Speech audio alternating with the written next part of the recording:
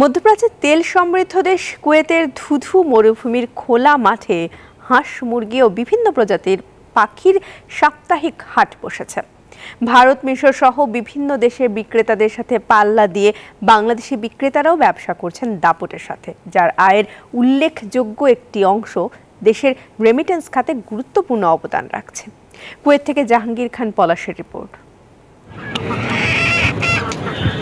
কুয়েতে জমে উঠেছে হাঁস, মুরগি ও বিভিন্ন প্রজাতির পাখির কেনাবেচা।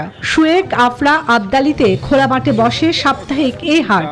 স্থানীয় কুয়েতিরা শখের বসে অথবা বাণিজ্যিকভাবে সিরিয়া, তুরস্ক, ইরান, মিশর, থাইল্যান্ড সহ বিভিন্ন দেশ থেকে নানা প্রজাতির হাঁস, মুরগি ও কবুতর এখানে নিয়ে আসেন।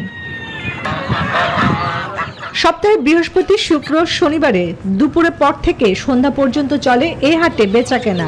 অনেকে শখের বসে, আবার অনেকে খাওয়ার জন্য কিনে নিয়ে যান।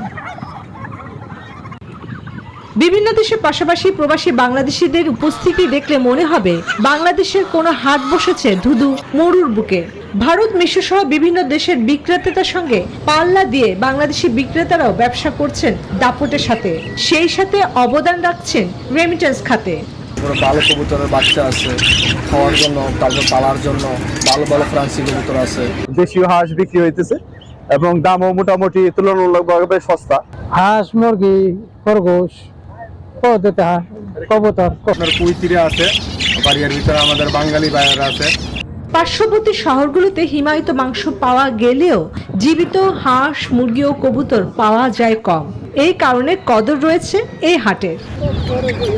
Desk report, news 24।